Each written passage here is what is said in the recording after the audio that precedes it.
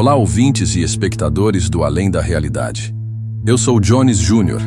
e hoje trago um relato arrepiante que vai mexer com vocês.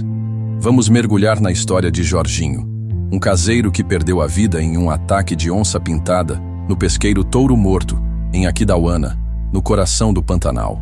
O ataque, que aconteceu em abril de 2025, é real e chocou a região. Mas o relato que vocês vão ouvir é uma obra de ficção, criada a partir da perspectiva da vítima fatal. Essa narrativa é mais do que uma história de terror. É um alerta, impactante para quem vive ou explora as regiões selvagens, onde a natureza pode ser tão bela quanto perigosa. Então preparem-se para sentir o suspense e a tensão de uma manhã que Jorginho nunca esquecerá. Vamos lá?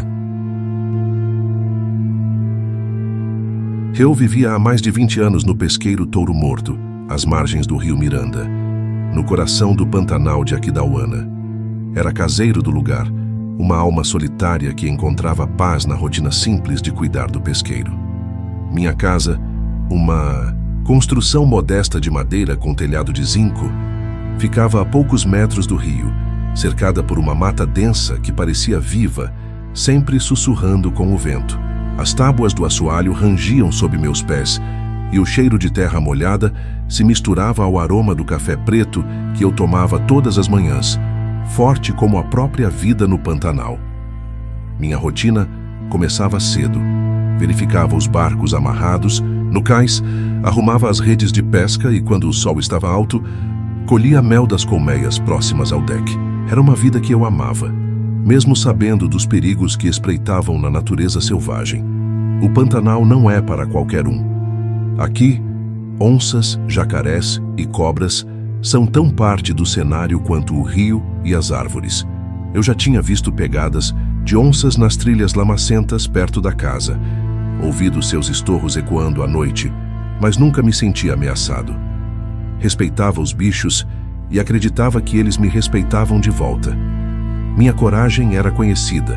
Valmir, meu cunhado e amigo de mais de 30 anos, sempre dizia que eu era destemido, quase teimoso. Ele ria, mas seus olhos carregavam preocupação. Talvez ele tivesse razão. Minha história com o Pantanal começou há mais de 2 décadas, quando troquei a agitação de Aquidauana por uma vida mais próxima da natureza. No início, tudo era novo e assustador. Eu não sabia distinguir os sons da mata, nem prever as mudanças do rio. Mas aprendi com o tempo a ler os sinais da terra. Uma das primeiras lições veio de uma onça. Eu era jovem, recém-chegado, e estava pescando no rio quando vi uma fêmea atravessando a água à noite, seus olhos brilhando como luas cheias. Fiquei paralisado, segurando a vara de pesca com tanta força que meus dedos doíam. Ela me ignorou, mas aquele encontro me ensinou. Desde então, cada pegada ou estorro era um lembrete de que eu vivia no território delas. Ao longo dos anos, me tornei uma espécie de guardião do Touro Morto. Conhecia cada curva do rio, cada trilha na mata, cada som que a natureza fazia. Os pescadores que vinham aos fins de semana me procuravam não só para alugar barcos, mas para ouvir minhas histórias. Eu contava sobre o jacaré que quase virou meu barco quando eu era novato, ou sobre a vez que um grupo de búgios me seguiu por horas gritando como se quisessem me expulsar. Mas as histórias sobre onças eram as que mais fascinavam. Eu tinha uma cicatriz no braço, de um encontro há 10 anos, quando uma onça jovem se aproximou enquanto eu consertava o telhado. Gritei e bati uma vara no chão até ela recuar, mas não antes de suas garras rasparem minha pele. Mostrava a cicatriz com orgulho, como uma medalha do Pantanal. Eu conhecia as onças da região como se fossem vizinhas. Havia a dourada, uma fêmea com pelagem brilhante que caçava perto do rio, sempre cautelosa, e o manchado, um macho territorial com uma mancha escura no flanco que às vezes rondava a casa, mas nunca se aproximava demais. Nos últimos meses, porém, uma nova onça apareceu. Seus rastros eram maiores, mais profundos, sugerindo um macho jovem e pesado, talvez em busca de território. Eu o chamei de Sombra, por sua pelagem escura que parecia se fundir com a mata. Ele era diferente, mais ousado. Encontrei fezes frescas perto do deck, algo raro, e uma vez vi seus olhos brilhando à noite, mais próximos do que eu gostaria. Na semana antes do dia fatídico, Valmir veio me visitar. Juntos, gravamos um vídeo mostrando pegadas frescas de 2 onças perto da casa. As marcas de sombra eram inconfundíveis, maiores que as de Manchado. Valmir brincou, dizendo que eu precisava tomar cuidado, mas sua voz tinha um tom sério. Essas onças estão brigando, Jorginho. Isso não é bom sinal. Eu ri, mas comentei que parecia uma disputa por território. No fundo, sabia que a presença delas tão perto era incomum, mas minha confiança, forjada por anos de convivência com a mata, me fez ignorar o aviso. Afinal, eu era parte do Pantanal, e o Pantanal era parte de mim. Os dias que antecederam o ataque foram marcados por sinais que eu deveria ter notado. A fauna estava agitada. Os veados corriam mais rápido, os macacos gritavam com urgência. Encontrei um veado morto a poucos metros da casa, com marcas de presas, mas intocado, como se a onça tivesse sido interrompida. Normalmente, elas arrastam suas presas para a mata, mas aquele ali ficou, um aviso que eu não li.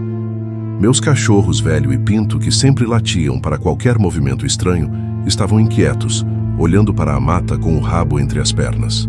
Um grupo de pesquisadores que passou pelo pesqueiro dias antes me alertou sobre onças mais agressivas na região, possivelmente por falta de presas. Um jovem biólogo, com olhos cheios de preocupação, disse: Jorginho, as onças estão com fome. Cuidado.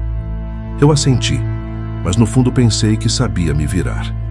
Na manhã de 21 de abril de 2025, acordei com uma sensação estranha, como se o ar estivesse mais pesado. O sol nascia, pintando o céu de tons alaranjados, mas o cheiro de terra molhada parecia mais forte, quase sufocante.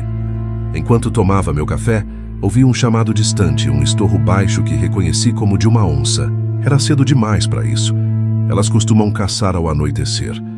Pensei que talvez Sombra estivesse inquieto, mas decidi seguir com minha rotina. Peguei meu cesto de vime, calcei as botas gastas e caminhei pelo estreito caminho até o deck. Árvores altas e arbustos densos formavam uma muralha verde, e o som dos pássaros enchia o ar. Mas havia algo errado. Um grupo de tucanos voou rápido, em silêncio, como se fugisse de algo. Ignorei, atribuindo à minha imaginação. O deck era meu refúgio, uma plataforma de madeira rústica que se projetava sobre o rio Miranda. As tábuas, desgastadas pelo tempo, rangiam sob meu peso, e o cheiro de água doce misturava-se ao doce do mel. Perto, colmeias pendiam dos galhos, e eu sabia manejá-las com cuidado para não irritar as abelhas. Comecei a trabalhar, tirando os favos e colocando-os no cesto, enquanto cantarolava uma velha canção que minha mãe me ensinou. O zumbido das abelhas era reconfortante, mas então o mundo ficou quieto. O canto dos pássaros cessou, e até o vento parou. Um silêncio pesado, quase palpável, tomou conta do lugar, como se a natureza estivesse prendendo a respiração. Senti um calafrio, mas tentei ignorar. É só o Pantanal sendo o Pantanal, murmurei. Mas minhas mãos tremiam, como se meu corpo soubesse algo que minha mente recusava. Ouvi um farfalhar nas folhas, sutil mas claro. Olhei para a mata, mas não vi nada além de sombras.